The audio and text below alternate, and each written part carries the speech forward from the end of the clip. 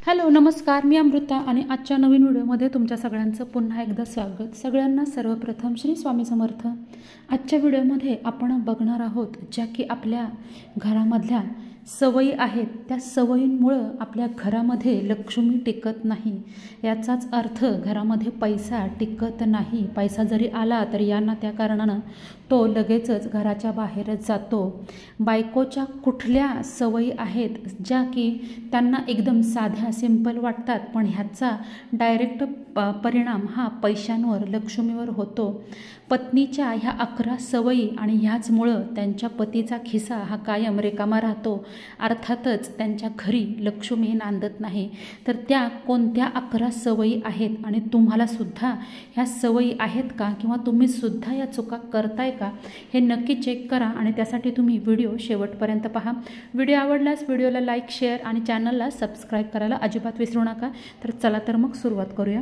सगळ्यात पहिली गोष्ट म्हणजे तुम्ही बऱ्याच वेळा ऐकलं असेल की रात्री जो आपण कणिक मळतो किंवा जो आपण पीठ भिजवतो त्याची सकाळी आपण पोळ्या किंवा चपात्या डब्यासाठी करतो।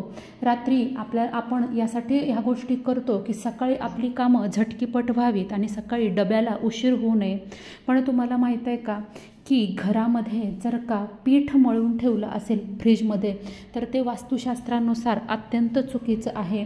आणि रात्री आपण जी कणिक मळतो त्याच्या चपात्या ह्या करायच्या नाहीत आणि त्या खूप हानिकारक आहेत। त्यामुळं कधीही ताज्या कणकेचा वापर तुम्ही करा। दुसरी गोष्ट म्हणजे मुख्य द्वार जे असतं तिथून आपल्या घरामध्ये सकारात्मक नकारात्मक कुठल्याही गोष्टी ह्या मुख्य दरवाजातून येतात। अगदी लक्ष्मीचं आगमनसुद्धा आपल्या मुख्य प्रवेशद्वारातून होतं, म्हणून आपण मुख्य प्रवेशद्वार हे सजवतो, उंबरठ्याची पूजा करतो, उंबरठ्याला हळदीचं लेपन करतो, त्याच पद्धतीनं दारामध्ये दिवा लावतो। पण काही महिलांना सवय असते की घाई गडबडीमध्ये जर का दरवाजा बसत नसेल किंवा कडी लावायचा असेल किंवा सहज कळत नकळत त्या पायानं दरवाजा ह्या बंद करतात, तर हे अत्यंत चुकीचं आहे। मुख्य दरवाजा हा वास्तुशास्त्राप्रमाणे अत्यंत महत्त्वाचा मानला गेला आहे, त्यामुळं मुख्य दरवाजाला आपण कधीही पाय लावायचा नाही आहे। पुढची गोष्ट म्हणजे जर का आपण समजा कुठं बाहेरगावी वगैरे जात असेल आणि घरामध्ये देवघरामध्ये जर का दिवा चालू असेल आणि आपण बाहेरगावी जात असल्यामुळं कुठलीही रिस्क आपल्याला घ्यायची नसते आणि आपण तो दिवा विझवण्याचा प्रयत्न करतो, पण तो दिवा आपण फूक मारून विझवतो, तर हे अत्यंत चुकीचं आहे। जर का तुम्हाला दिवा जाताना कुठं विझवायचा असेल तर सरळ तो फॅन खाली धरायचा आहे, त्यामुळे तो आपोआप विझतो। तर ही चूक तुम्ही करता का? त्याच पद्धतीनं दररोज स्वयंपाक झाल्यानंतर पोळपाट आणि लाटणं म्हणजे पोळपाट बेलणं जे आहे ते रोजच्या रोज साफ करायचं आहे। जर का ते आपण साफ केले नाही तर त्याचे अतिशय खराब परिणाम हे आपल्या घरावर होत असतात। पुढची गोष्ट म्हणजे दूध दही यांना रात्री उघडं ठेवणं। तुम्हाला माहीत आहे का, दूध दही तूप हे लक्ष्मीकारक आहेत घरामधलं। असं म्हणतात की दूध दही तूप हे कधीही संपू नये। पांढऱ्या ज्या गोष्टी आहेत जसं की मीठ हे सुद्धा घरातलं आपल्याला संपून द्यायचं नाही आहे। तर कधीकधी काही महिलांना बघा सवयी असतात की रात्रीच्या वेळी गॅस कट्ट्यावर किचन कट्ट्यावर दूध आणि दही असंच उघडं ठेवतात, त्या व्यवस्थित झाकून ठेवत नाहीत, तर यामुळं सुद्धा आपल्या घराला वास्तुदोष लागतो।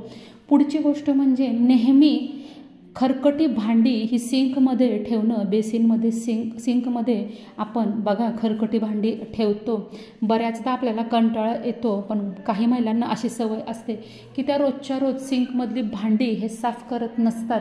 अगदी रोजच्या रोज घरामध्ये रात्री खरकटी भांडी ही तशीच असतात। तुम्हाला माहीत आहे का, खरकट्या भांड्यामध्ये राहू आणि केतूचा वास असतो आणि त्यामुळं तुमच्या पत्रिकेतील राहू आणि केतू हा ग्रह खराब होऊन तुम्हाला तुमच्या घराला वास्तुदोष लागतो। त्यामुळं नेहमी घरामध्ये भांडी ही खरकटी ठेवायची नाही आहेत। शक्यतो रात्री तरी आपल्या घरामध्ये सिंकमध्ये खरकटी भांडी आपल्याला अजिबात ठेवायची नाही आहेत। पुढची गोष्ट म्हणजे संध्याकाळ झाल्यानंतर घरामध्ये अगदी उशिरा दिवाबत्ती करणं हे सुद्धा वास्तुशास्त्राच्या विरुद्ध आहे। 7-7:30 ही जी वेळ असते सायंकाळची, त्यावेळेस आपल्या घरामध्ये दिवाबत्ती ही झालीच पाहिजे। जर का तुम्ही उशिरा घरामध्ये दिवाबत्ती करत असाल तर त्याचासुद्धा दोष हा आपल्याला लागतो। सगळ्यात महत्त्वाची गोष्ट म्हणजे आपल्या प्रत्येकाच्या घरामध्ये तुळशीचं रोप असतं. तुळशीच्या रोपाचं महत्त्व आणि तुळशीला आपण काय आपण त्याचे उपाय आपल्या वास्तू व्यवस्थित होण्यासाठी किंवा वास्तू दोष दूर करण्यासाठी तुळशीचे काय उपयोग करू शकतो या बाबतीतले मी बरेचसे व्हिडिओ पोस्ट केलेत. पण एक चूक आपण सगळे नकळत करत असतो. जर का चुकूनसुद्धा तुमच्या घरातल्या महिलांनी तुळशीचं रोप हे दक्षिण दिशेला जर का ठेवलं असेल तर त्याचा डायरेक्ट परिणाम तुमच्या घराच्या वास्तुशास्त्रावर होतो. त्यामुळं तुळशीचं रोप हे कधीसुद्धा दक्षिण दिशेला ठेवायचं नाही आहे. त्याच पद्धतीनं पुढची गोष्ट म्हणजे प्लास्टिकच्या डब्यामध्ये मीठ. मगाशी म्हणल्याप्रमाणे मीठ हे लक्ष्मीकारक आहे.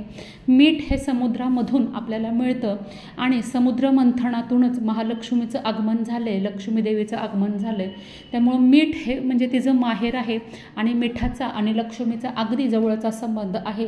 त्यामुळं मीठ हे कधीही प्लास्टिकच्या डब्यामध्ये ठेवायचं नाही आहे. नेहमी त्यासाठी चिनी मातीची बरणी किंवा काचेची बरणी तुम्ही वापरू शकता. जर का मीठ प्लास्टिकच्या डब्यामध्ये ठेवलं असेल तर त्याचे अनेक दोष हे आपल्या घराला लागत असतात.